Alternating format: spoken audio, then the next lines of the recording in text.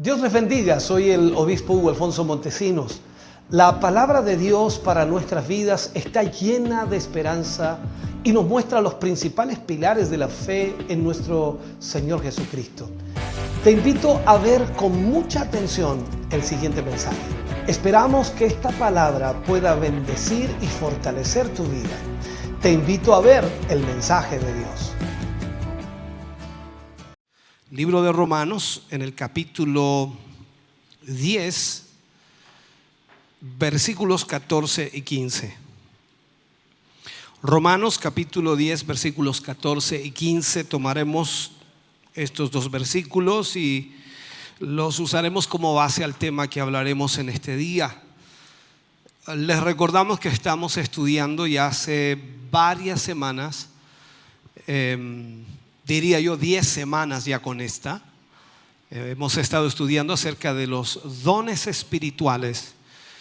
Y por supuesto, hoy es la lección número 10, posiblemente haya una o dos más. Y vamos a hablar en el día de hoy de lo que es el ministerio de evangelista y maestro. La semana pasada estuvimos hablando acerca de dos ministerios también. Estuvimos hablando del ministerio de profeta y el ministerio de apóstol. Hoy hablaremos entonces del ministerio de evangelista y maestro. Leemos la palabra del Señor y lo hacemos en el nombre de nuestro Señor Jesucristo. Dice: ¿cómo pues invocarán a aquel en el cual no han creído? ¿Y cómo creerán en aquel de quien no han oído? ¿Y cómo oirán sin haber quien les predique? ¿Y cómo predicarán si no fueren enviados? Como está escrito: cuán hermosos son los pies de los que anuncian la paz, de los que anuncian buenas nuevas.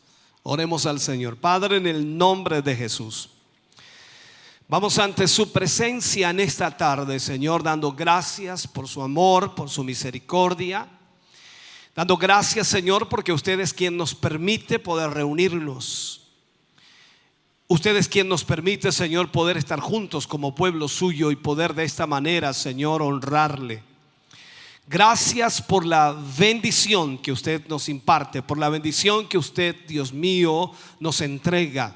Primero, de poder ser sus hijos, y segundo, de poder estar aquí hoy, Señor, para honrarle. Gracias, mi Dios, por su palabra que hoy recibiremos, pues estamos ciertos y seguros que seremos bendecidos, Señor, a través de ella. En el nombre de Jesús le pedimos y le rogamos, usted nos guíe, usted nos dirija y usted traiga sobre nuestras vidas y sobre nuestros corazones la bendición de su presencia. Para la gloria de Dios lo pedimos, amén y amén, Señor. Fuerte ese aplauso de alabanza para el Señor. Puede sentarse, Dios le bendiga. Ponga mucha atención a lo que estaremos hablando, ya que es sumamente importante esta temática. Vamos entonces a hablar en el día de hoy del ministerio del evangelista y también del maestro. La palabra evangelista, para comenzar con el ministerio del evangelista, la palabra evangelista se traduce como alguien que anuncia noticias. Eso es más o menos el enfoque que la Biblia nos muestra, como alguien que anuncia noticias. Y generalmente se traduce como predicador del evangelio. Eso es la realidad de lo que nosotros tenemos constantemente y vemos en todo el mundo. El predicador del evangelio es el evangelista. El verbo en sí, cuando lo analizamos, es muy común en el Nuevo Testamento y se aplica, por ejemplo, a los miembros de la iglesia.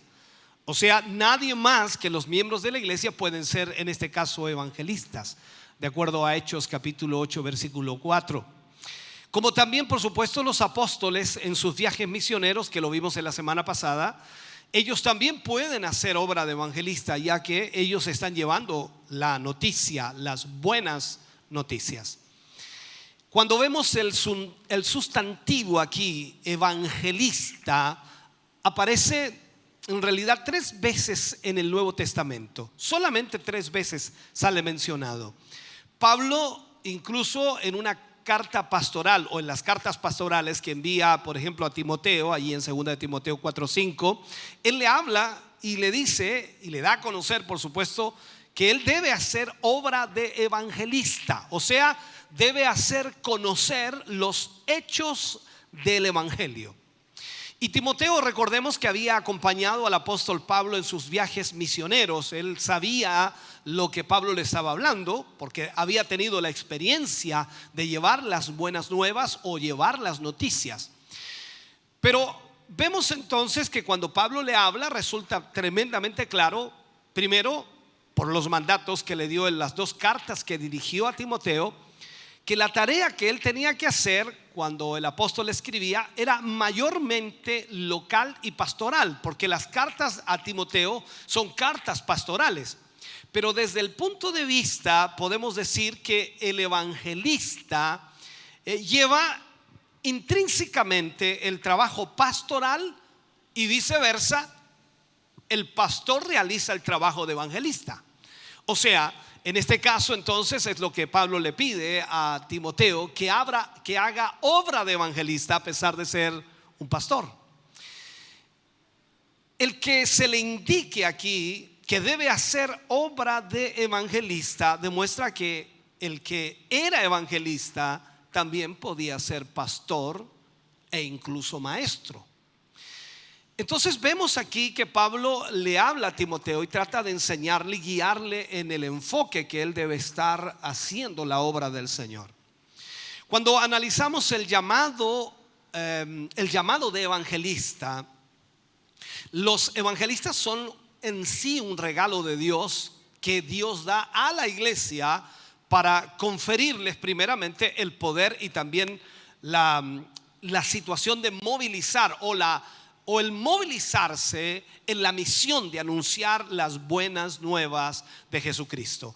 Tener evangelistas en la obra de Dios es un privilegio, es una bendición, es un regalo de Dios. ¿Por qué lo digo así? Porque los evangelistas en cierta manera son la fuerza de las buenas noticias. Los evangelistas son los que comunican con claridad y de manera muy convincente que Jesús es el camino, la verdad y la vida. Todo su mensaje se centra en Jesucristo, se centra en la salvación, se centra en la redención, se centra en el perdón de pecados, porque eso es lo que es las buenas nuevas. Los evangelistas son aquellos que por supuesto ayudan a los que están en Cristo a confrontar de una u otra manera su necesidad frente al Salvador. El evangelista es alguien que es ungido para predicar el evangelio, para llevar estas buenas nuevas. Sus mensajes en sí son diseñados para llevar a la gente primero al arrepentimiento y luego a la fe del Señor Jesucristo. Dichos mensajes van acompañados por milagros que atraen por supuesto la atención de los incrédulos. Cuando ven milagros, toda la gente corre a ver qué está sucediendo, y eso también los convence por supuesto de la verdad de su mensaje. Y aquellos al predicar el mensaje del evangelio no tan solo están predicando hechos que acontecieron en el pasado, sino que también hechos que acontecen en el presente. Podemos decir claramente entonces que al llevar el evangelio, los milagros ocurren en el presente. Ahora, no hay duda de que había muchos evangelistas en la iglesia primitiva, pero en el libro de Hechos solo un hombre increíblemente aparece como evangelista. Todos saben a quién me refiero, se llamaba Felipe. Este hombre, Felipe, de acuerdo a Hechos capítulo 21 versículo 8, dice, se habla y se escribe por supuesto de cómo Felipe en realidad hacía el evangelismo. Aquí vemos entonces que Felipe había sido elegido como uno de los 7 de acuerdo a Hechos 6, o sea, había sido escogido como diácono de la iglesia primitiva. Y de esta manera, después de la persecución, después de lo que sucedió en Jerusalén y la dispersión de todos los discípulos o los creyentes, entonces allí inmediatamente Esteban, que por supuesto ocupó un lugar prominente en la predicación del evangelio, increíblemente Esteban había muerto en manos de los judíos, Pero allí Felipe toma entonces esta posición de llevar el evangelio, de llevar la palabra de Dios a los lugares no evangelizados, ya que tuvieron que salir de Jerusalén huyendo. Esto lo menciona el libro de Hechos en el capítulo 8, versículo 5, versículo 12, versículo 35, versículo 40. Habla mucho acerca de esto. Resulta claro entonces que el evangelista era importante dentro de la iglesia cristiana. Lo vemos desde el comienzo en la iglesia primitiva. Por lo tanto, la iglesia de hoy debe tener evangelistas. Ahora, si bien todos los cristianos indudablemente deben cumplir esta sagrada tarea, no de ser evangelistas, pero deben cumplir con la tarea en tanto de que se presenta por supuesto la oportunidad. Bien, tenemos que nosotros llevar el evangelio de Cristo, hablarles a otros de Cristo, llevar y cumplir la gran comisión. Eso es la responsabilidad de todo cristiano. Pero ser un evangelista va mucho más allá de tan solo presentar el evangelio a las personas o persona a persona. Cuando vemos nosotros aquí, que vemos en realidad la escritura, que había algunos que fueron preeminentemente llamados y capacitados por el Espíritu Santo para dicha tarea, o sea, para hacer la tarea de evangelistas.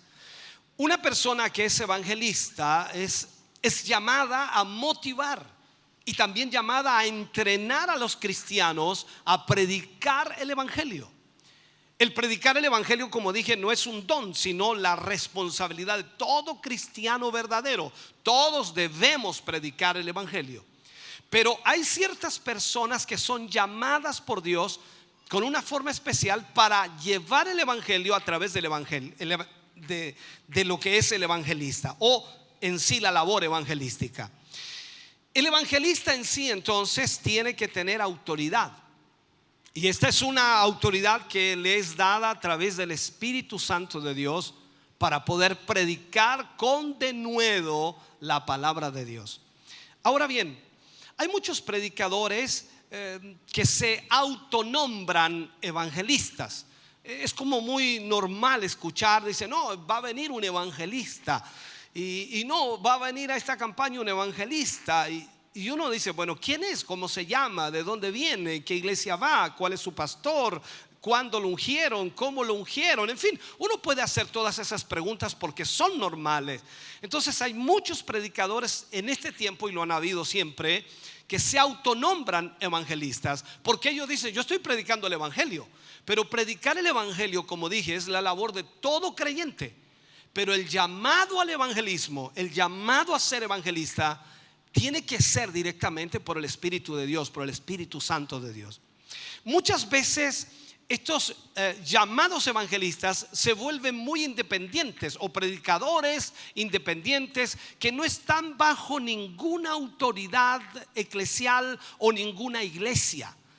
Y de este tipo de predicadores hoy día hay muchos, increíblemente, y muchos de ellos han dado increíblemente lugar a errores doctrinales porque predican bajo su propia inspiración, bajo sus propios argumentos, y muchas veces ellos dicen que son la voz de Dios, que son lo que en otras palabras Dios les ha mandado hacer o ser, y eso lleva a la desviación a muchas personas. Alguien que ejerce el ministerio de evangelista debería estar sujeto a una autoridad, asistir a una iglesia, tener un pastor, un lugar donde le reconozcan como miembro activo, que le puedan por supuesto dar cobertura espiritual. Debe estar sujeto, porque el evangelista no es el pastor o no es un pastor en sí, porque no pastorea almas. Por lo tanto, él va y lleva el mensaje del evangelio para que las personas reciban a Cristo y luego de eso puedan ser derivadas a alguna iglesia. Él no tiene iglesia, sino que él va a predicar el evangelio enviado por la iglesia, enviado por el pastor o enviado por la denominación, cual sea la situación, y de esa manera entonces él tiene una cobertura. Él pertenece a una iglesia, está sujeto a una iglesia y sujeto a un pastor. Si es un evangelista reconocido por una congregación con o una misión, vamos a ponerlo así, obviamente tendrá la autoridad para predicar y realizar su trabajo espiritual como evangelista. De otra manera no podrá realizar su trabajo. Y cuando digo no podrá realizar su trabajo, no digo que no puede predicar. Cualquiera puede predicar. ¿Por qué? Vuelvo a insistir. Porque la predicación del evangelio es la obligación de todo cristiano. Pero el punto de auto llamarse evangelista ya cambia totalmente, porque esto tiene que ser por un llamado de Dios a través del Espíritu Santo y estar sujeto a una denominación o a una misión.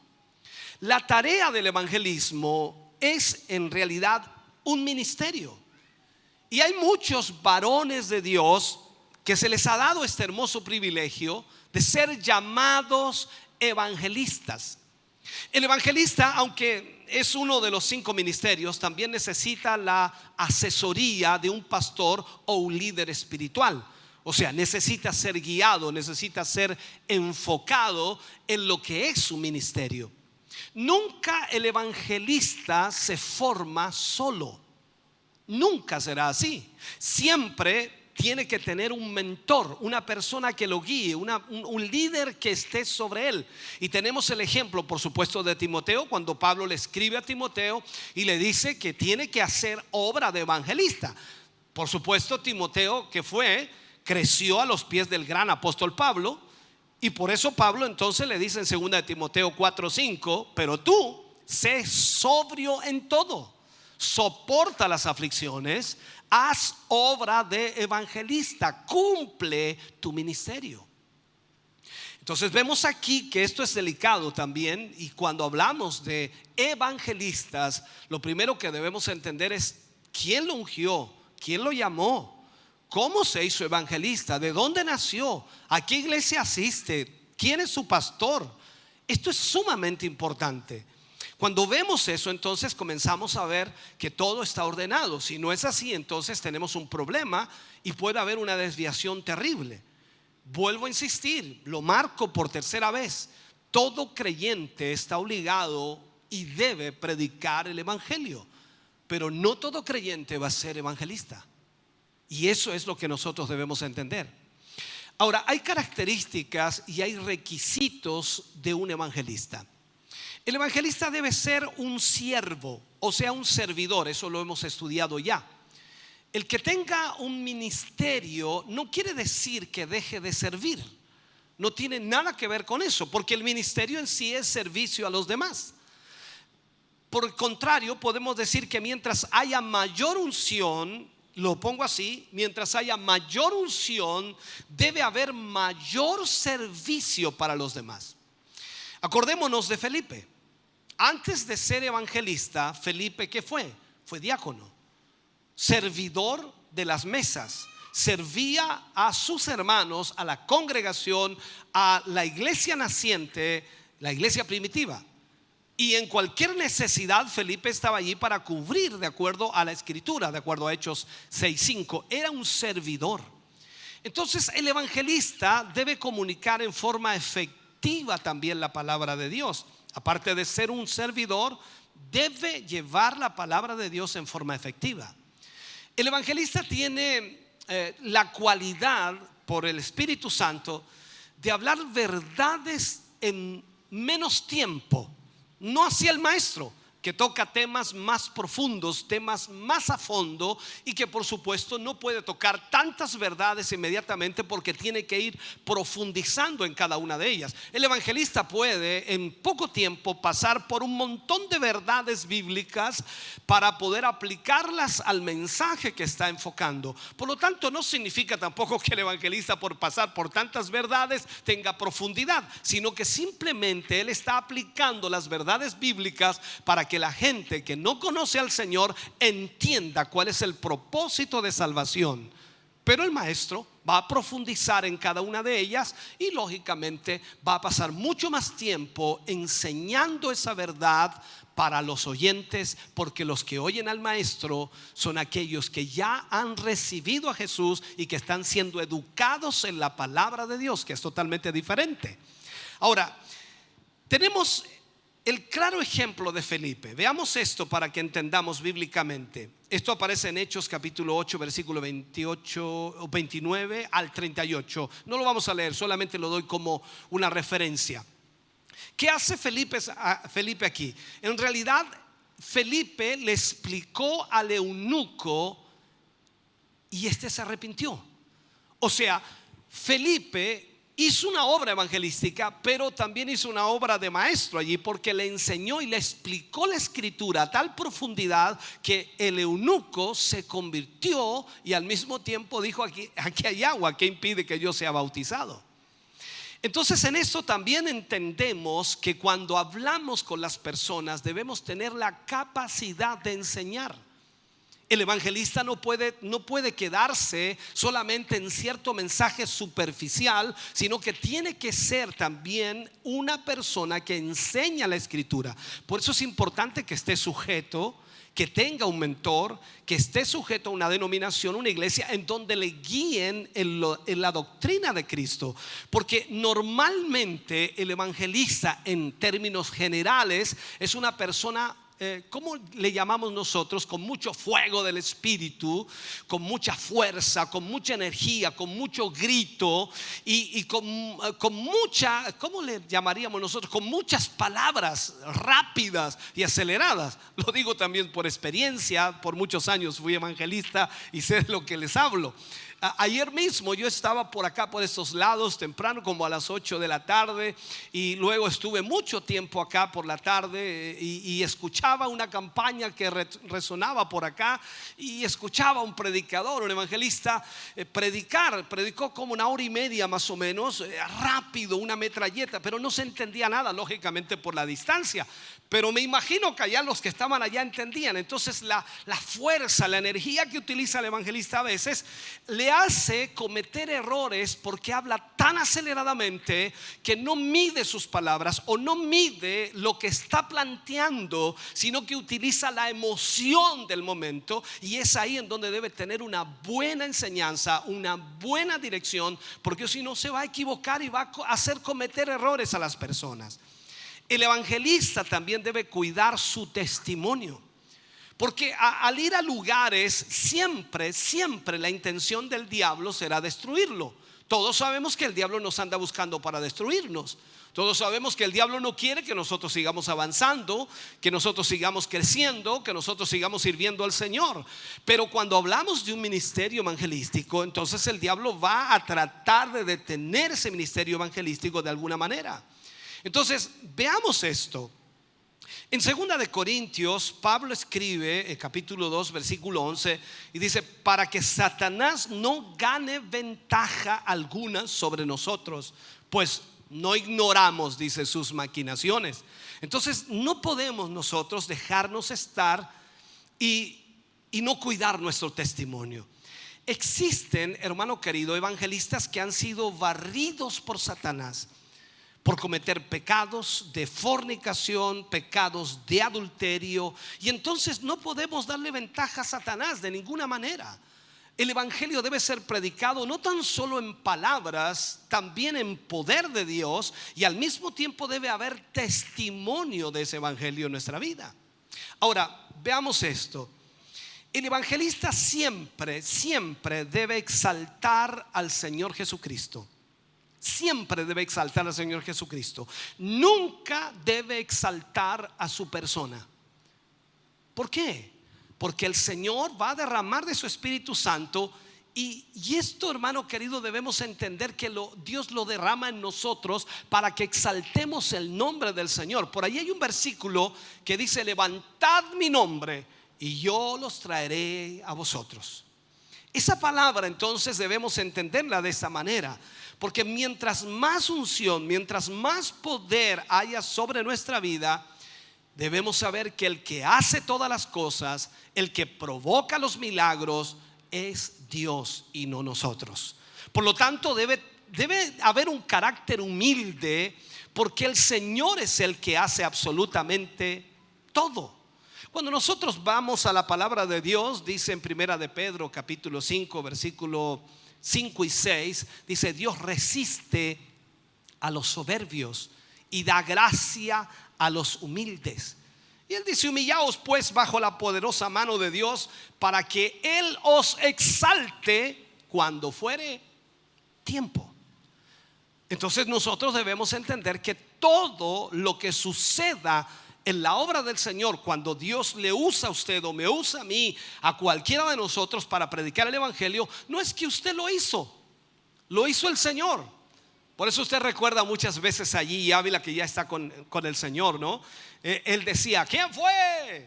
Y toda la gente decía: Cristo. Y claro, cualquiera podría tomarlo, ¿no? Era una frase cliché que decía. No era una frase cliché. Él estaba diciendo algo que el evangelista debe entender, aunque no lo diga. Cada predicador, cada hombre de Dios debe entender que Dios es el que hace absolutamente todo. Nosotros somos simplemente el instrumento. Lo enseñaba la semana pasada y decía yo: ¿qué es lo importante aquí? ¿El vaso o lo que tiene el vaso? Si vamos a importancia, lógicamente es lo que contiene el vaso. Eso es lo importante. El vaso es el recipiente. Dice: bueno, y si no existiera el vaso, ¿cómo va a existir lo de adentro? Es lógico. Dios necesita un vaso para poder introducir dentro de él lo que es valioso. Pablo lo explica de otra manera y dice: nosotros somos el vaso de barro, para que Dios deposite sobre nosotros su espíritu, su presencia. Pero él dice claramente que lo importante no es el vaso, sino la presencia de Dios. Este tesoro, dice textualmente, este tesoro es puesto en vasos de barro para que la excelencia del poder sea de Dios y no de nosotros. O sea, el aplauso, ¿quién debe llevárselo? Él. La gloria, ¿quién debe llevársela? Él. Cuando la iglesia glorifica, ¿quién glorifica?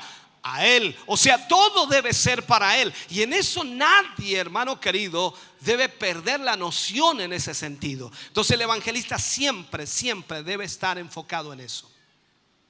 Lo otro que debe ser el evangelista: debe tener siempre un alma inquieta por hacer la obra de Dios en algún lugar.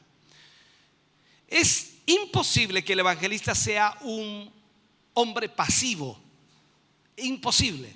El evangelista tiene la capacidad de oír el gemido, por decirlo así, de las almas que se pierden, y siempre está buscando a alguien para salvar.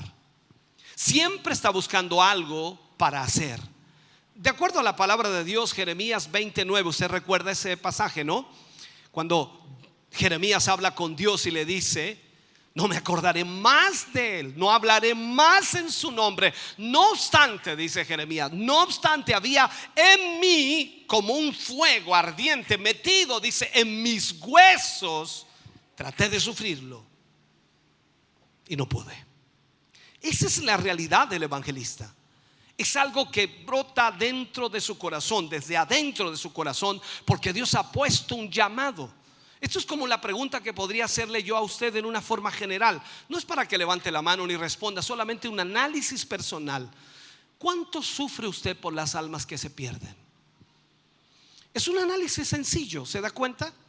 Usted se acuesta en la noche, dice: Dios mío, tanta gente perdida, Dios mío, ayúdame a salvarlas. No, usted se acuesta en la noche, si es que ora en la noche, dice: Señor, ayúdame en este problema que tengo, ayúdame, Señor, en mi trabajo, ayúdame, Señor, para comprarme ese autito, para comprarme esa nueva casa, ayúdame, Señor, para tener más sueldo, ayúdame. Pero usted nunca se acuerda de las almas perdidas. ¿Por qué? Porque usted no es evangelista. ¿Me sigue, no? ¿Me entiende lo que le estoy diciendo? Entonces, en este sentido, cuando el evangelista es llamado por Dios, tiene eso en su corazón y arde en su corazón, y todo lo lleva a poder llevar el mensaje de salvación a las almas perdidas. Eso es lo que sucede en él. Al mismo tiempo, el evangelista tiene un mensaje, y no debe ser de cuentos o chistes a la congregación o donde él predique. Muy por el contrario, hermano querido, debe ser simplemente bíblico. El mensaje tiene que ser bíblico. O sea, cada predicador, cada evangelista que predica evangelismo, que predica las buenas nuevas, tiene que ser bíblico. Mira el consejo que le da Pablo a Timoteo en 1 Timoteo capítulo 4 versículo 16. Mira el consejo para que entendamos. Y le dice: ten cuidado de ti mismo y de la doctrina. Persiste en ello, pues haciendo esto te salvarás a ti o a ti mismo y a los que te oyeren. O sea, le está diciendo a Timoteo primero que haga obra de evangelista, y luego le dice: ten cuidado de ti mismo, ten cuidado de la doctrina, ten cuidado de eso. ¿Por qué? Porque si tienes cuidado de eso, entonces te salvarás a ti mismo y a los que te oyeren. Esto es muy importante entonces entenderlo. El evangelista debe tener una planificación espiritual. Planificación espiritual. O sea, debe haber ayuno, debe haber oración. ¿Cuánto ora usted? No me diga. ¿Cuánto ayuna usted? No me diga. Debe haber oración y ayuno, y rogando al Señor que haya, por supuesto, en su corazón un quebrantamiento por las almas que aún no han escuchado el mensaje, o por las almas que están perdidas y que necesitan salvación. Entonces, en este sentido, ese ayuno y esa oración y ese pedido a Dios van provocando una unción en la vida de aquel evangelista. La unción necesaria, como yo puedo decirlo. El libro de Lucas, capítulo 14, versículo 28, dice: ¿quién de vosotros, queriendo edificar una torre, no se sienta primero a calcular los gastos y ver, por supuesto, si tiene lo que necesita para acabarla? Algunos dirán: esto no tiene nada que ver con lo que está diciendo. Tiene mucho que ver, porque si no hay una planificación de lo que queremos hacer, entonces nunca nos esforzaremos para poder prepararnos para aquello. Hay gente que quiere ser evangelista, quiere ganar al mundo para Cristo y todavía no ayuna. Quiere ganar al mundo para Cristo y todavía no ora como debe orar. O sea, estamos hablando de planificar lo que Dios quiere que nosotros hagamos.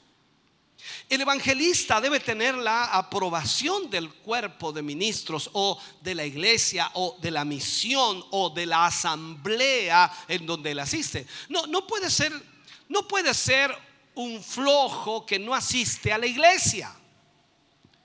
O sea, no puede usted como evangelista ser un flojo que no asiste a la iglesia.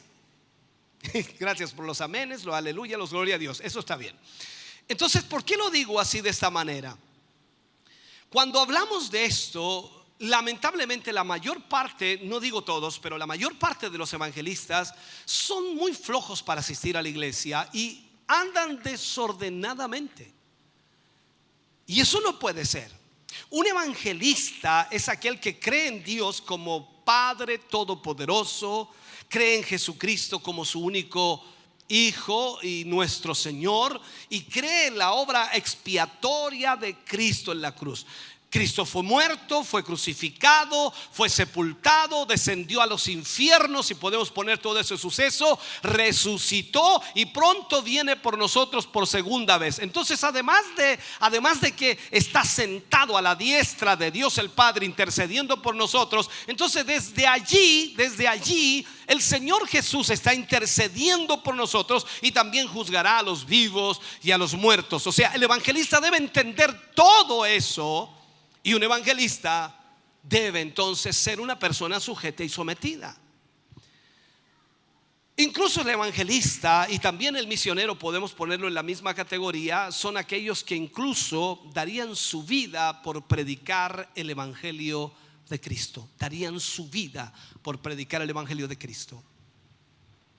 Cuando hablamos de evangelismo, hermano querido, hablamos de pasión por las almas. Hablamos de una pasión que enciende el corazón de ese hombre para llevar el evangelio de Cristo a aquellos que aún no lo tienen. Ese es el evangelista. Entonces, cuando vemos y analizamos la escritura y comenzamos a profundizar en ella, nos damos cuenta de que el ministerio de evangelista debe estar dentro de la iglesia. Yo no sé si usted ha sentido alguna vez ese deseo, pero cuando hablamos del ministerio de evangelista, entonces debe nacer esa pasión por aquellos que aún no conocen al Señor. Pasemos ahora al ministerio de maestro. Ministerio de maestro. Como ejemplo incomparable, por supuesto, allí aparece en escena nuestro Señor Jesucristo.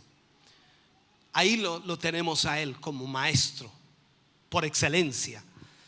Recordemos también que el Señor Jesús fue llamado maestro. En más de 60 veces en la Escritura se menciona la palabra maestro o raboni, como también se menciona en algunos pasajes.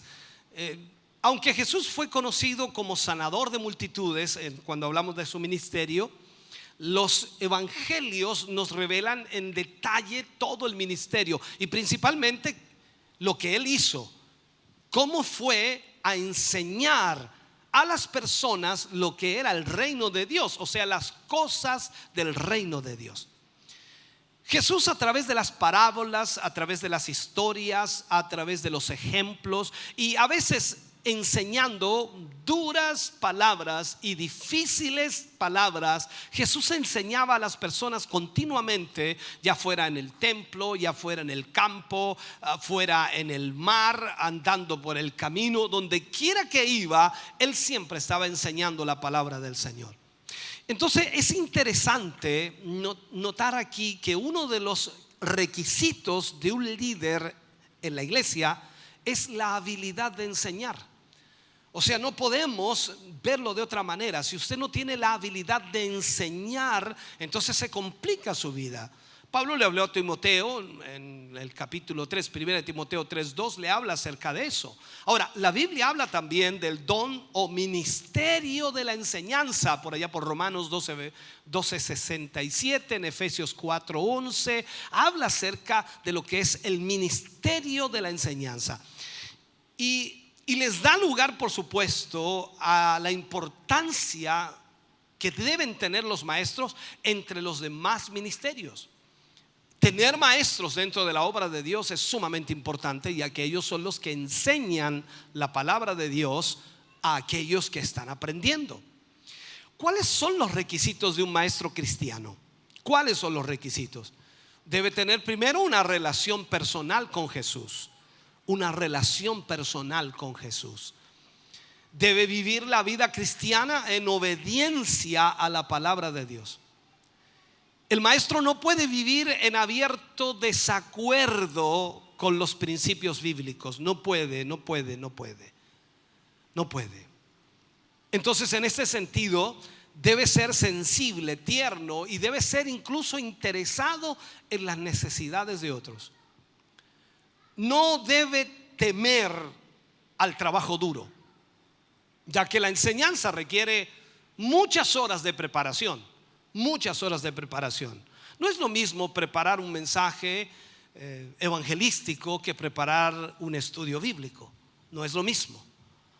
Para un mensaje evangelístico, para aquellos que han alcanzado de alguna manera la capacidad para hacerlo, recuerdo cuando hacía mensajes evangelísticos y tengo que hacerlos, a veces puedo demorarme 15 minutos, 10 minutos, porque son mensajes que llevan enfoque, solamente puntos, el esqueleto, como también nosotros le llamamos. Pero cuando hablamos de un tema profundo o una enseñanza, una instrucción como la misma que estamos dando hoy, podemos pasar 3 o 4 horas, incluso 5 hasta 6 horas preparándola para predicarla o entregarla en 1 hora.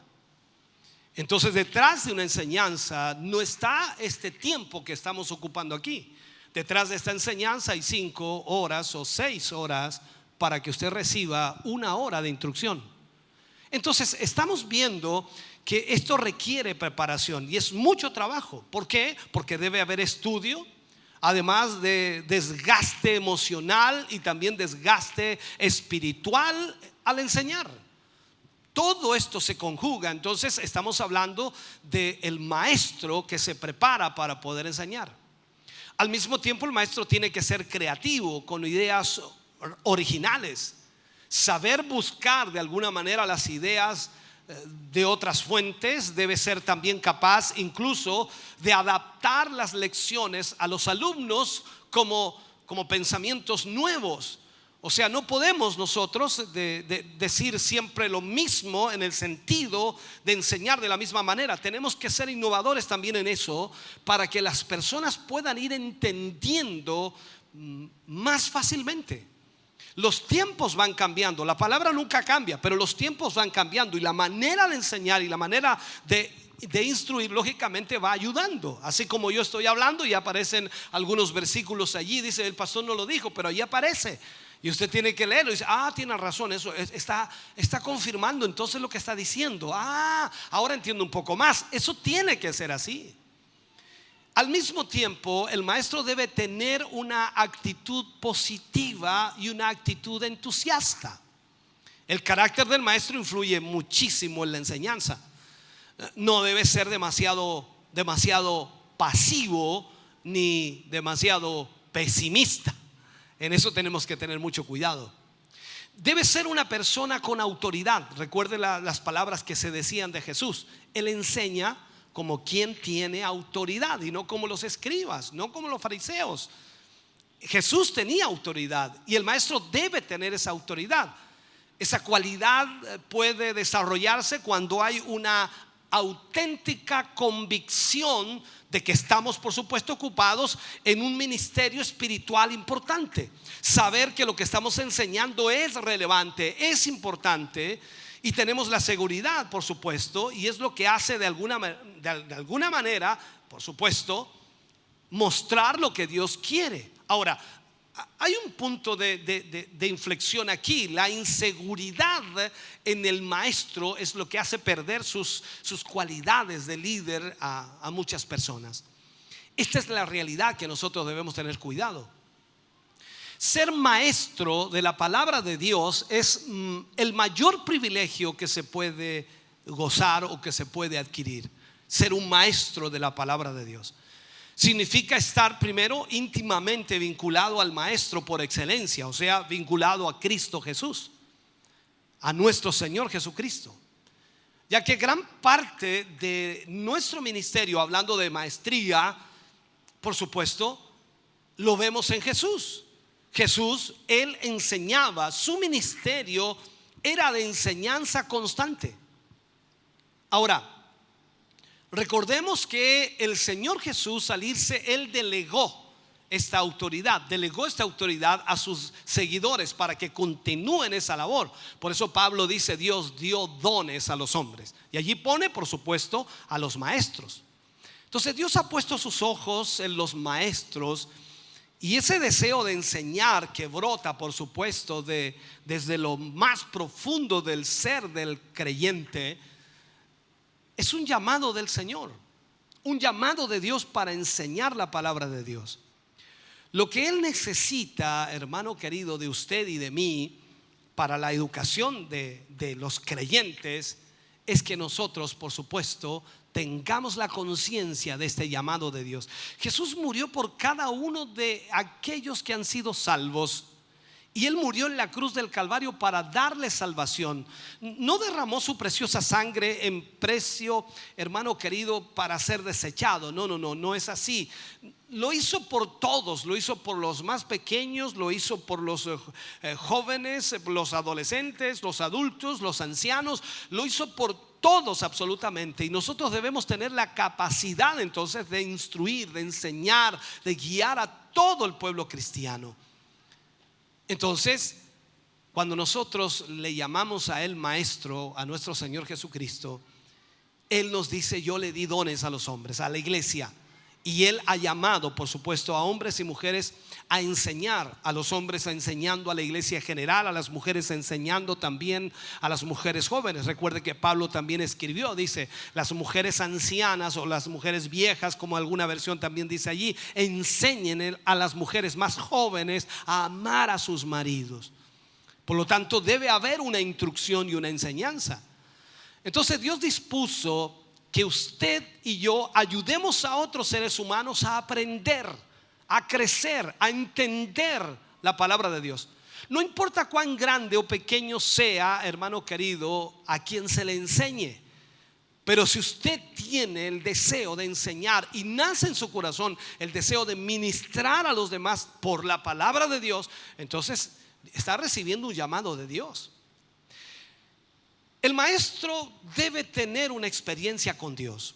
todo maestro que es llamado tiene una experiencia con Dios, porque eso es lo que le afirma, es como la solidez que tiene o la firmeza, es como los dos cimientos, la casa sobre la roca.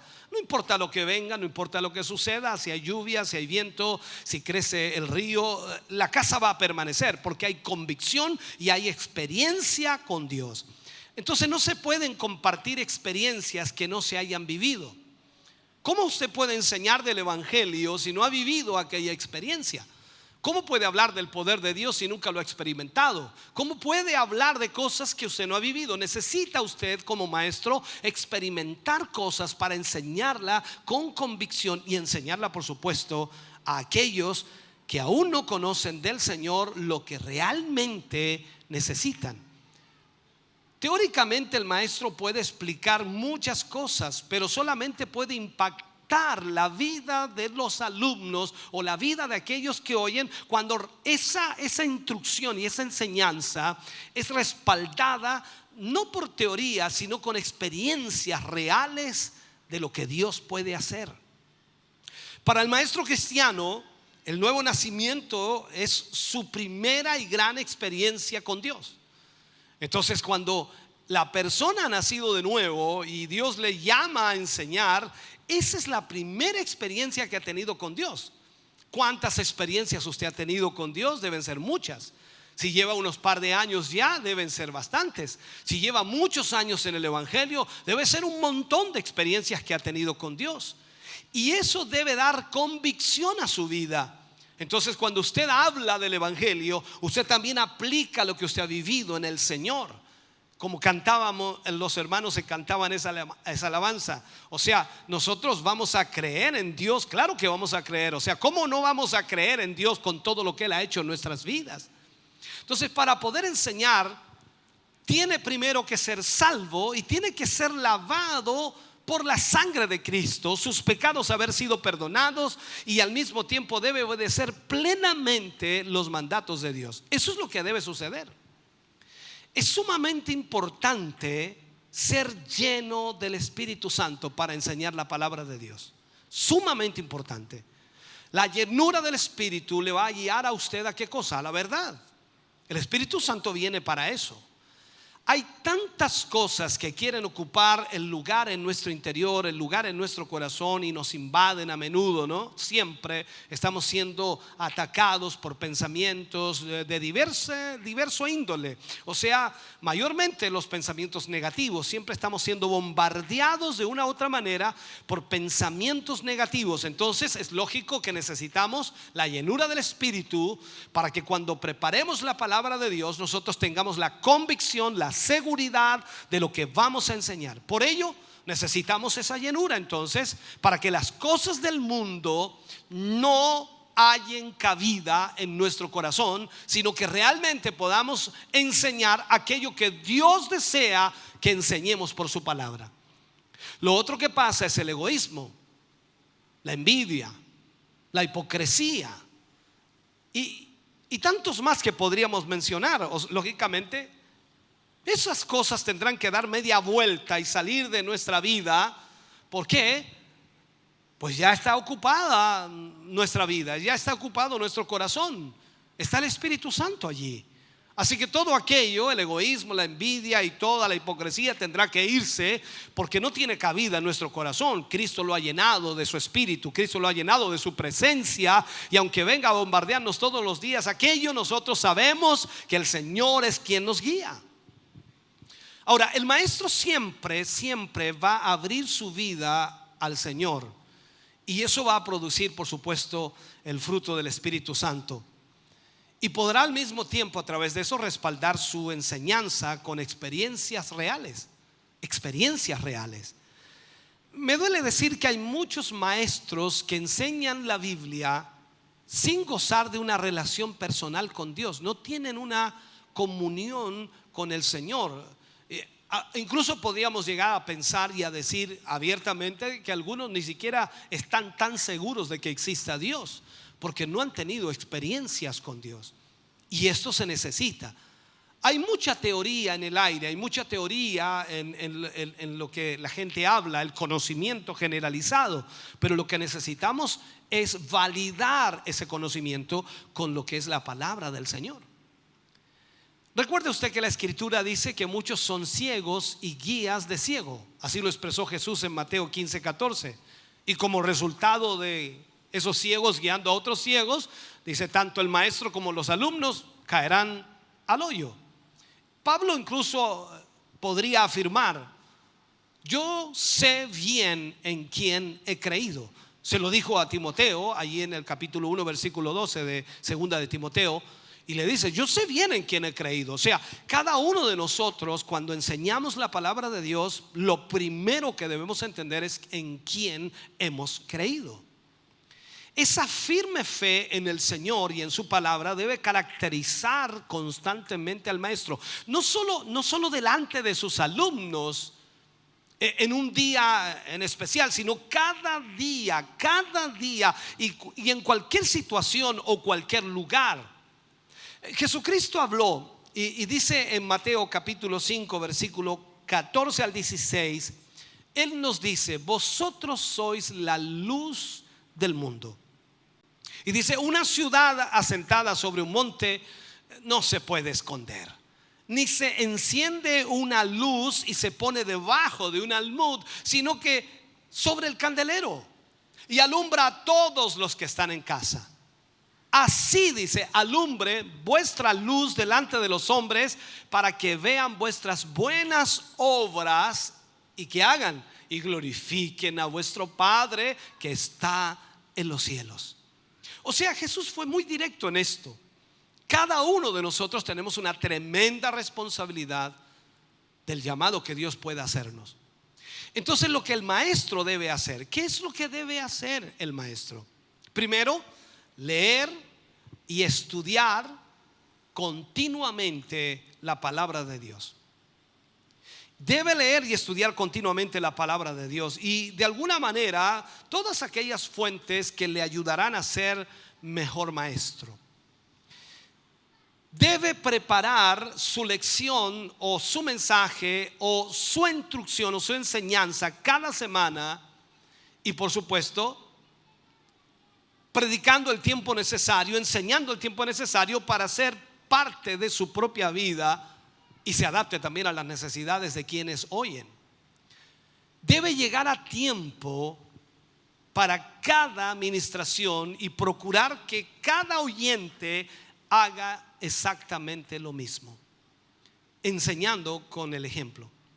Es una responsabilidad concreta esto, y al no hacerlo, por supuesto, demuestra que no considera importante la labor de enseñar, y peor aún, no considera importante a los oyentes. Esto es muy relevante en lo que es la maestría.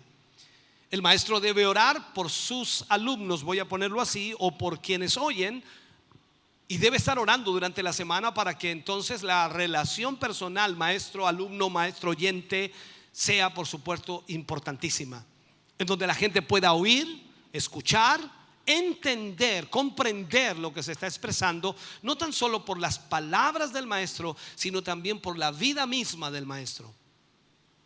En esto debemos entender que hay métodos de estudio para el maestro. El maestro debe tener métodos de estudio. El maestro debe buscar un lugar tranquilo para estudiar, un lugar tranquilo para estudiar. Debe reunir de una u otra manera todos los materiales de estudio para luego no interrumpir el estudio. Si usted no reúne todos los materiales que necesita, se va a levantar de allí, va a tener que ir a buscar otro libro, va a tener que ir a buscar, me acordé ahora que tengo allá esto. Entonces al final usted se va a perder, y al final va a tener que revisar 2 o 3 veces la temática, como a veces sucede. Tiene que escoger una hora del día cuando su mente está activa, alerta, no cuando se está quedando dormido. Yo sé que a veces el tiempo es complejo, pero usted debe buscar un tiempo en donde su mente esté alerta y esté activa. Usted debe ser disciplinado si quiere ser un maestro. O sea, no puede estar esperando inspiración. Ese es el problema de mucha gente. Dice, yo estoy esperando la inspiración, y puede pasar 1, 2, 3, 4, 5 días, 6 días para la inspiración. No puede esperar inspiración para estudiar. Tiene que hacerlo como un hábito para el Señor. O sea, usted tiene que hacerse un hábito de estudiar constantemente la palabra de Dios, y de esa manera Dios le va a hablar, le va a inspirar. Debe preparar el tema con tiempo, con anticipación. Estudiar a última hora resulta en mala preparación y perder los resultados deseados en los oyentes. Porque se notará entonces de que usted no entiende lo que está explicando, no comprende lo que está diciendo, y solamente está lanzando palabras al viento y la gente no entiende absolutamente nada. Deben haber metas en el maestro, deben haber metas que debe tener el maestro. Primero, que los oyentes aprendan la lección y que la entiendan. A veces algunos hermanos me dicen: pastor, yo fui al culto del sábado o fui al culto del jueves, como me ha pasado, que es donde enseñamos, y también, para que estamos con cosas, el domingo más profundo todavía es la instrucción. Entonces voy al culto, pero ya no está esa prédica de antes, esa prédica que usted hacía y que nos dejaba todos temblando y tiritando porque usted gritaba, usaba fuerza. Yo le dije: ahora estoy enseñando, y lo importante es que usted aprenda y que usted, por supuesto, entienda lo que estamos diciendo, porque eso le va a llevar más solidez espiritual, le va a llevar a más convicción espiritual, y usted va a tener más argumento para poder defender su vida espiritual del ataque de Satanás. Y yo sé que los cultos en avivamiento vienen muchas veces y suceden, y son lindos y hermosos, y a quien no le gusta eso, a mí también me encanta. Pero hay una realidad. A veces esos cultos de avivamiento, a veces, digo, no siempre, terminan llevándose todo lo poco y nada del mensaje. Y a veces ocurre que cuando termina el predicador hay un leve avivamiento, y la iglesia, en casos, le da cuerda a la vitrola y le da cuerda, y pueden pasar horas. Lo que decía ayer, disculpando, no tengo idea dónde era en realidad esa campaña, pero empezó a las 8 de la tarde, y ¿sabe a qué hora terminó? Casi a las 12 de la noche. Casi a las 12 de la noche. O sea, después de que terminó el predicador, después de las 10:30, cantaron 1 hora y media más. Entonces la pregunta es: si están haciendo eso en un lugar abierto en donde están predicando a la gente no cristiana, esa gente ya no estaba allí. Estaban solamente los evangélicos cantando y alabando a Dios, pero no es el lugar para hacerlo. Si me disculpan lo que le estoy diciendo. Si vinimos aquí hoy día para aprender de la palabra de Dios y para escuchar un mensaje, porque usted puede decir: no, pero es que a mí lo que me causa gozo es esa alabanza fervorosa en donde todos danzamos. Perfecto, le causa gozo en el momento. Pero cuando usted se vuelve a casa, ese gozo se le diluye en el camino, y al otro día ya no tiene ese gozo, porque aunque recuerde el culto que estuvo lindo, eso no lo fortalece. Lo que necesita es la palabra, para que esa palabra permanezca en su vida, y cuando el enemigo venga a atacarle, usted diga: no, yo aprendí el domingo que yo soy un hijo de Dios y que yo puedo resistir al diablo y él va a tener que huir de mí, porque la presencia de Dios está en mi vida. O sea, eso es lo que necesitamos aprender. Entonces, lo primero que debe hacer el maestro es que el alumno o el oyente aprenda la lección, que entienda lo que se está ministrando, que el oyente, el cristiano, el hijo de Dios, guarde las verdades bíblicas en su mente y en su corazón para usarlas en cualquier momento. Ahora, yo sé que es difícil guardar todo eso, toda la información que uno ministra desde acá, es muy difícil.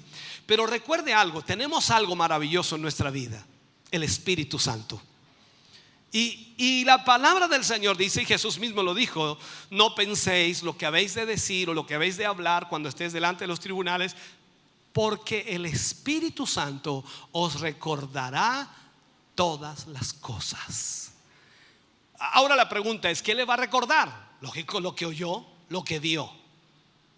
No sé si entiende, lo que vivió, eso se lo va a recordar el Espíritu Santo. Así que puede que ahora usted se vaya a este lugar y dice: yo escuché todo lo que dijo el pastor, pero ¿sabe qué? No me quedó nada. No se preocupe, el disco quedó grabado. aquí quedó y aquí quedó. Y cuando usted necesite algo de esto que estamos enseñando aquí, ¡pah!, el Espíritu Santo ¡fua!, lo saca allí y dice: hoy no me acordaba, pero el Espíritu Santo sí lo tiene ahí. Por eso es importante que usted ponga atención, porque a veces pareciera, y yo me he encontrado con hermanos y dicen: no, a mí me cuesta memorizar cosas, pastor, soy re malo, yo tengo una mente floja, dice. ¿Y quién no? Si a todos nos cuesta. Dígame si no le costó memorizar el número de carnet. ¿Acaso no le costó memorizar el número de teléfono? ¿Acaso no le costó recordar la dirección de su casa? Dígame si no nos cueste. Todos tenemos que tenerlo anotado. ¿Por qué? Porque no hacemos trabajar nuestra mente. Pero el Espíritu Santo hace una labor impresionante y nos trae a la mente y al corazón el momento indicado lo que necesitamos. Amén. Entonces el maestro lo que tiene que hacer es que la vida del oyente sea transformada como, por supuesto, resultado de la enseñanza, resultado de la instrucción, porque aprenden algo, lo cual les lleva a una experiencia especial. Al mismo tiempo, el maestro se esforzará para que las necesidades espirituales del creyente encuentren respuesta a través de las lecciones, a través de la instrucción, a través de la palabra. Alguien me decía el otro día y me preguntaba en la semana: pastor, usted está enseñando de los dones, y me decía: pero yo no tengo esos dones, ¿para qué me sirve aprender? Yo me reía con él y dice: es que tú no sabes los dones que tienes, ese es el problema. Y lo que tú tienes que hacer es buscar esos dones de acuerdo a lo que la palabra de Dios dice. Y te hemos enseñado de los dones para que tú busques esos dones ahora. Ahora tú sabes que hay dones. Ah, sí, me dijo, sí, ya sé que hay dones. Entonces busca qué don es el que tiene de todos los que te hemos enseñado. Y te vas a dar cuenta que tienes un don. Porque lo he enseñado muchas veces. Lo mínimo que usted tiene es un don. Lo mínimo que usted tiene. ¿Y cuántos dones puede llegar a tener? Ni me pregunte, pueden ser muchos. Pueden ser muchos. Entonces, lo que el maestro necesita hacer es que el alumno llegue a ser investigador. Ese investigador incansable de la palabra de Dios, buscando siempre profundizar en la verdad y, por supuesto, en su relación con Dios y también con la vida humana. O sea, buscar en la palabra lo que Dios quiere para su vida y también, por supuesto, que usted haga. El maestro siempre estará llevando a la gente en esa dirección, que el oyente llegue a tal nivel de motivación que sea un maestro también para otros. O sea, usted debe enseñarle a otros lo que ha aprendido. Y eso pasa normalmente cuando usted conversa en la casa, en la familia, con los amigos. De pronto alguien hace una pregunta bíblica y usted dice: ah, no, sí, yo estuve en un culto cuando se enseñó esto, y esto es aquí y esto es allá. Y usted está enseñando, sin darse cuenta, está enseñándole a otro lo que usted aprendió. Entonces debemos ser maestros también para otros. Ahora, ¿cuál es la influencia del maestro? Como maestro debe reconocer, por supuesto, la influencia que su vida ejerce sobre los que le oyen. Ejercemos una influencia, sea para bien o sea para mal. Lo ideal es que sea para bien, siempre es así, ¿no? Eso es lo que debería ser. Entonces puede usted usar su influencia para bien, nunca para mal, ojalá. Pero lamentablemente en esta realidad de la vida vemos a veces que mucha gente usa su influencia para el mal. Y debemos cambiar eso, debemos usar nuestra influencia para el bien. Entonces el maestro, ante los oyentes, ante los que escuchan, ya sea en el templo, en la sala de clases, voy a ponerlo así, o en cualquier lugar, en la casa, en cualquier lugar, debe entonces entender que usted está representando a Jesús. Usted está representando a Jesús. Y Jesús, punto número uno, no miente. Jesús no engaña. Jesús no está haciendo cosas extrañas. Jesús dice la verdad y lo hace de la mejor manera posible. Lo plantea de una forma en la cual la gente pueda entenderlo. Entonces, lo que ellos vean hacer en su vida, o lo que ellos vean en usted, por supuesto, guiará gran parte del destino de la vida de ellos. No es tan solo lo que decimos, también es lo que hacemos. Porque no creo que usted solamente venga a escuchar al predicador o al pastor y luego se olvide de él, ¿no? Usted también ve qué es lo que hace el pastor después que termina el mensaje, ve qué es lo que hace cuando se sienta allá o cuando se fue atrás, cómo saluda, cómo responde, en fin. Usted le sigue la huella al pastor a ver si lo pillo en algo, pues. ¿Por qué? Porque todo está influenciando, todo, para bien o para mal. Entonces, en este sentido, tenemos que tratar de ejercer sobre ellos una influencia positiva. Una influencia positiva. ¿Cómo es su carácter? ¿Cómo es su forma de vida? ¿Cómo trata usted a las personas? ¿Cómo trata a los hermanos? ¿De qué manera los saluda? ¿De qué manera usted les demuestra su cariño o afecto? Porque a veces las personas, claro, dicen, no, yo soy de Dios, yo soy del Señor, yo soy de Jesús, y andan con un caracho, Dios mío, que Jesús nunca hubiera usado esa cara. Entonces debemos entender que todo es una influencia.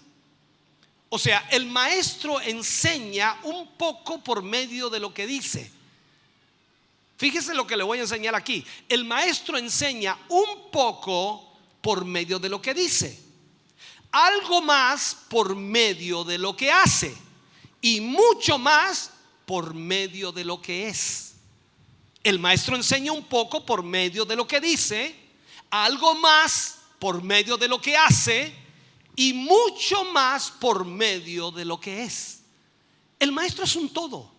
El maestro no es la persona que simplemente toma el micrófono y enseña, en el caso de los cristianos, o está en la sala de clases enseñándoles ciertos cosas. El maestro es un todo, en lo que habla, en lo que hace y en lo que es.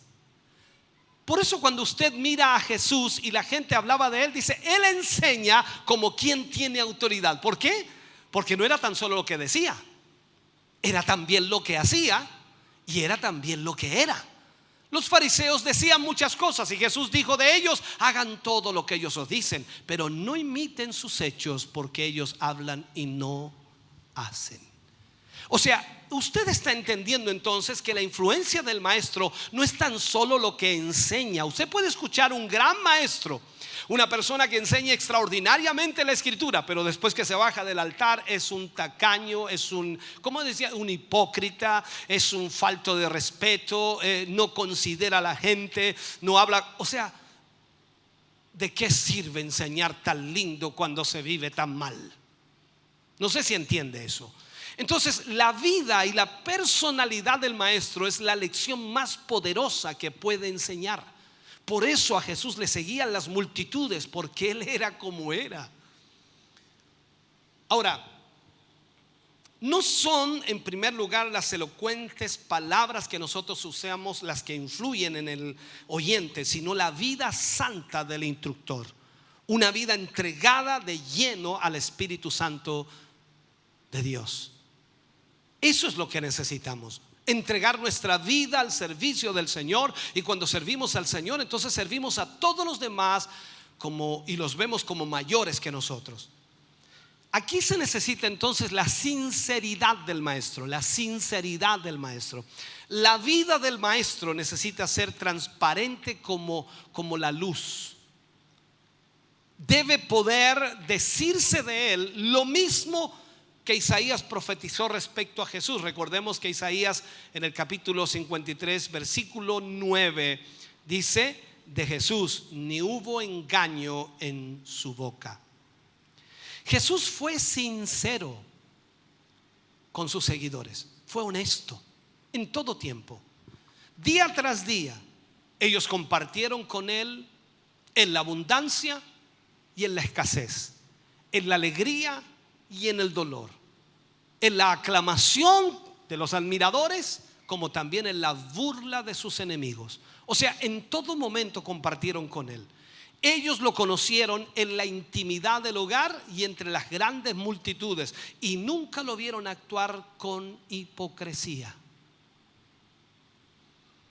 Los hechos y las palabras de los maestros deben ser como Pablo dijo: con Cristo estoy juntamente crucificado, y ya no vivo yo, sino Cristo vive en mí.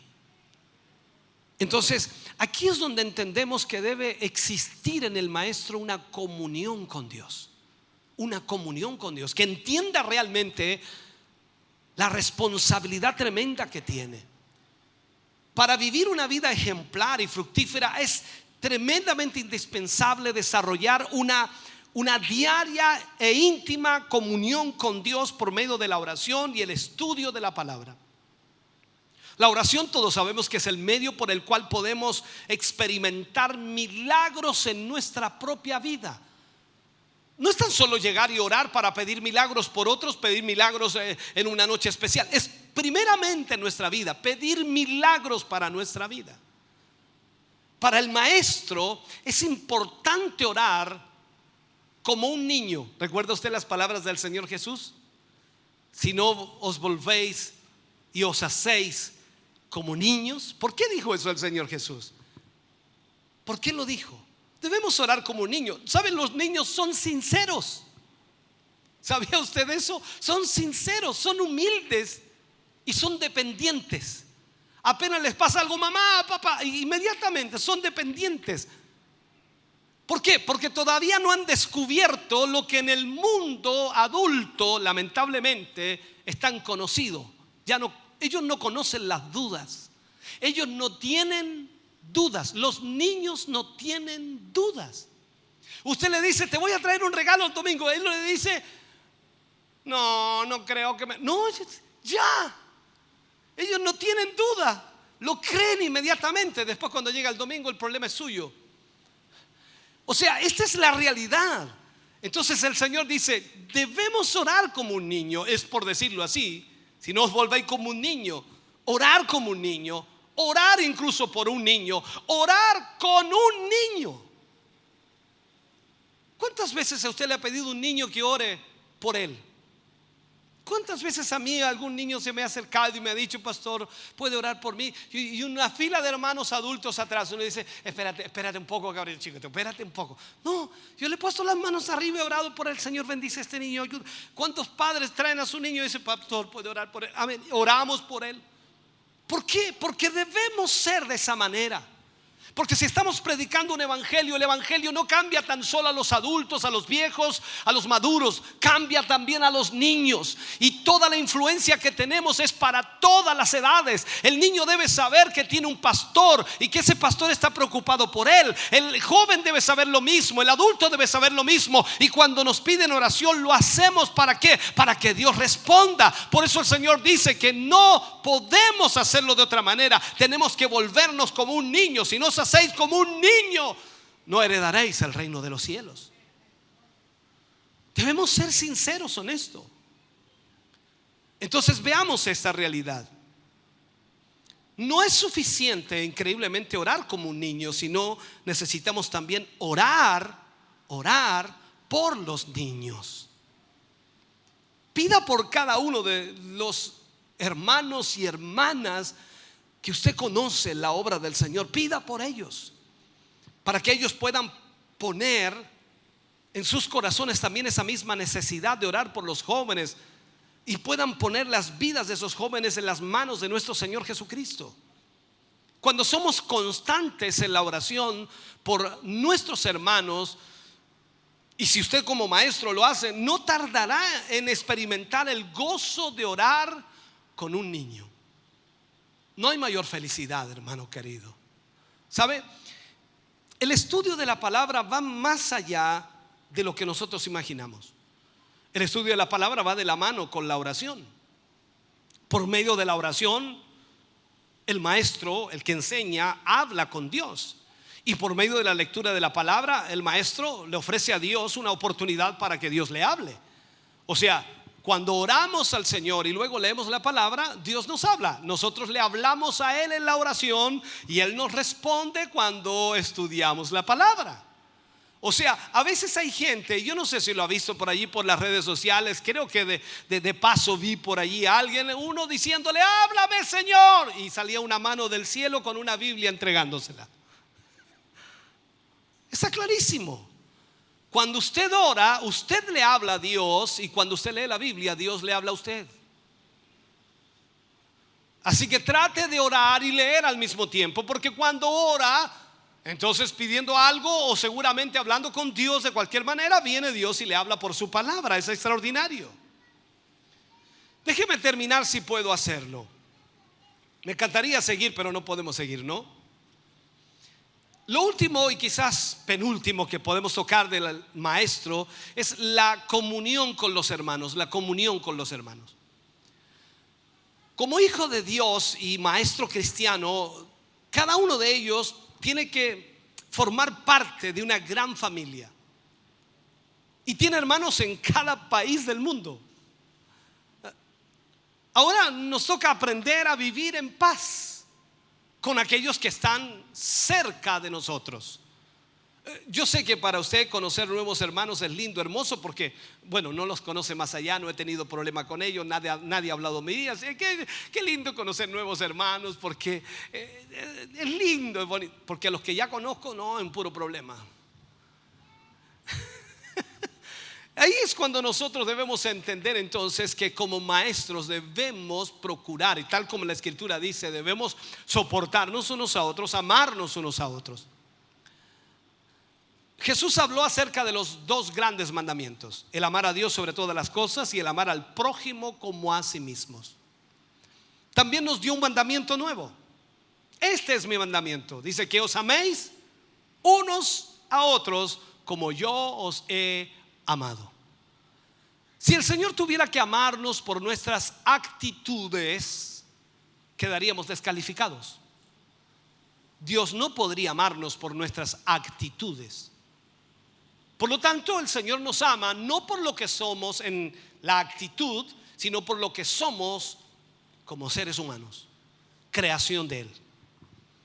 Y entendemos que muchos de nosotros no somos una creación tan buena, ¿no? No porque Él nos haya hecho mal, sino porque este mundo nos ha desviado a tal punto que pareciera que no somos hijos de Dios. Y en ese sentido entonces el Señor Jesús nos ama igual. La Escritura dice que Él amó a este mundo, dio a su Hijo unigénito para que todo aquel que en Él cree no se pierda, mas tenga vida eterna. Entonces el maestro necesita tener disposición para trabajar con todas las personas, lo mismo que tuvo Jesús para con todas las personas. No hacer acepción de personas. Tiene que saber que está realizando una labor que producirá fruto para la eternidad. Entonces en eso debemos tener mucho cuidado. Hay funciones, por supuesto, del ministerio del maestro que son importantísimas, y déjeme terminar con estas funciones. Primero es hacer discípulos. No se puede hacer discípulos sin enseñar, sin instruir. O sea, la única manera de que las personas puedan ser discípulos es recibiendo la instrucción. Es un mandamiento del Señor, por lo que necesariamente debe existir un maestro para desarrollar esta función. Y cuando digo un maestro, hablo en general, pero usted entiende que pueden haber muchos maestros enseñando a los discípulos.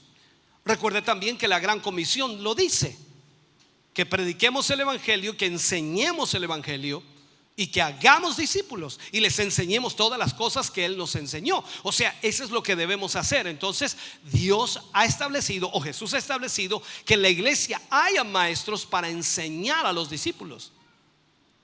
Lo mismo debemos entender entonces, que el maestro trazará la doctrina apostólica.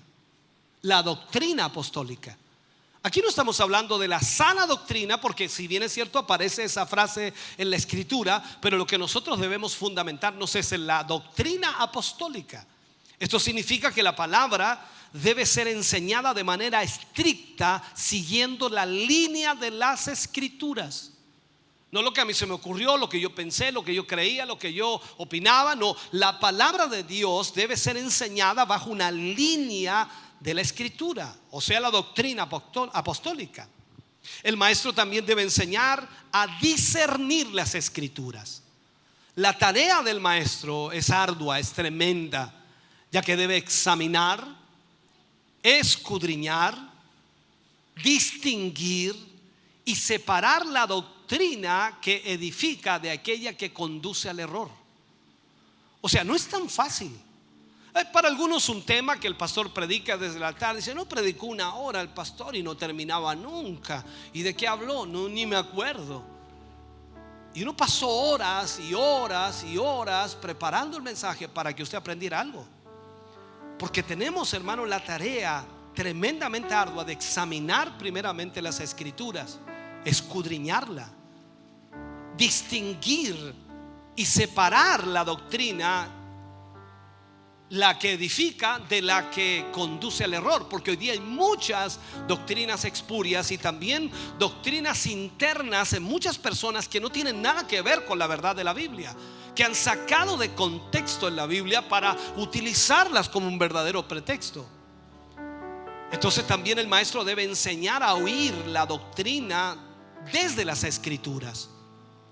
Una de las funciones del maestro es abrir los oídos de los oyentes con la finalidad de que ese oyente adquiera la capacidad de recibir la buena semilla del evangelio de nuestro Señor Jesucristo. Esta palabra es la única que nos puede a nosotros liberar. La escritura dice: y conoceréis la verdad, y la verdad os hará libres. Usted no es libre porque se siente libre, usted es libre porque conoce la verdad. Pero si usted no conoce esta verdad, nunca será libre. Entonces necesita entender esto. Y el maestro tiene esa gran responsabilidad de llevar a la iglesia a esa realidad. Yo me disculpo si he tomado demasiado tiempo,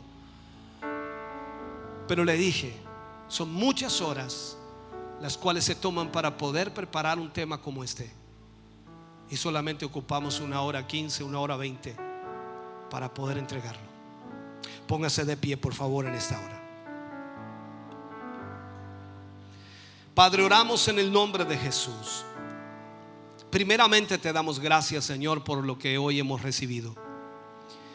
El tiempo pasa rápidamente, Señor, cuando nos introducimos en tu palabra y cuando tratamos de enseñarla. Pero creo, Señor, que no hay ningún tiempo perdido cuando hacemos el esfuerzo para que tu iglesia y tu pueblo pueda, Señor, conocer tu verdad. Hoy te pedimos que tu Espíritu Santo nos ayude, Señor, a poder entender, poder comprender lo que tú nos has enseñado, y de esta manera, Señor, poder dar gracias, porque tu palabra, Señor, siempre, siempre nos guía a la verdad. Bendice a tus hijos, a tus hijas.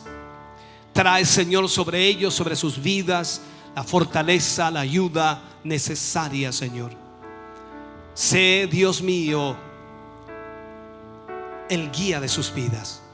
Que tu Espíritu Santo, Señor, tome toda esta instrucción, Señor, y la guarde y la atesore y en el corazón de tus hijos, para que en el momento indicado, Señor, en que lo necesiten, pueda, Señor, aflorar. Padre, gracias por esta palabra en esta tarde. En el nombre de Jesús te bendecimos, te glorificamos, te exaltamos, te damos a ti honra y gloria, Señor, y te pedimos y te rogamos, sigas guiando nuestras vidas, Señor, para hacer tu voluntad, para la gloria de Dios. Amén y amén, Señor. Fuerte ese aplauso de alabanza al Señor. Estamos contentos de que hayas visto y escuchado este mensaje. Creo con todo mi corazón que Dios le ha bendecido.